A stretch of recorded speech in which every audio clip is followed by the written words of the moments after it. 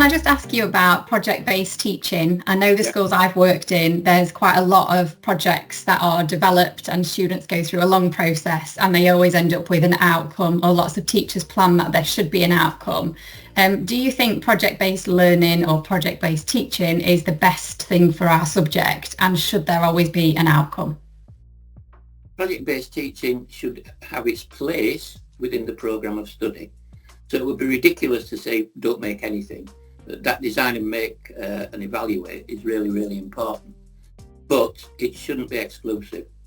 So this whole idea of saying, over 2 years or over 1 year before you, in Key Stage 3, before you go into Key Stage 4, we've got a range of things that you will make or produce in food and nutrition.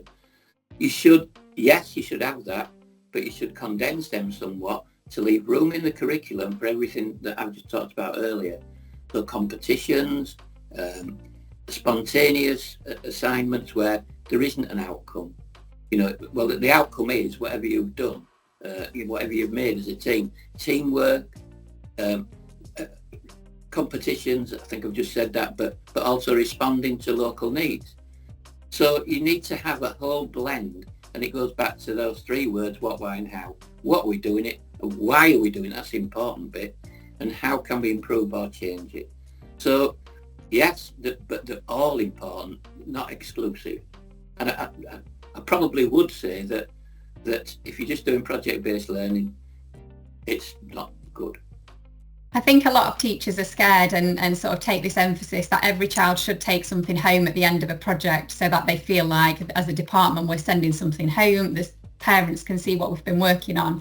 And I think it's become a little bit of a cycle now where that's how it always goes with a project. You've got to have an outcome to take it home. Well, let me just give you an example. Quite a few years ago, I went into a school where they were doing design and technology, they were working resistant materials, and they were making bookends. And this school, I would imagine that 95% of those children did not have books in the house. So my immediate response was, why are you doing this?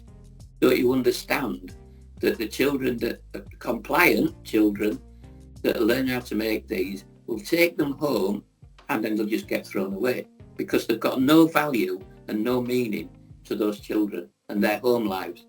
So I think it's important that whilst you say that, that cycle of making something, yes, but I guess parents are not going to say, well, why haven't you made so-and-so this year? So long as they are designing and making something that's useful. I mean, it goes back to this whole idea of, if you're making let's say your phone, a stand for your phone in your room or your area, if you're given a set of parameters, you're not given a brief, you're not asked about the context, you're not asked about where it's going to go and measurements taken, you just blandly make this thing. Yes, kids will take it home, but how many kids did they do any research afterwards to say, how many have you used your mobile phone? And that's quite important because that's evaluative. Yeah. So, and you learn from that, don't you? Well, probably won't do that again because none of the kids used it. So, making is important, but it's not exclusive.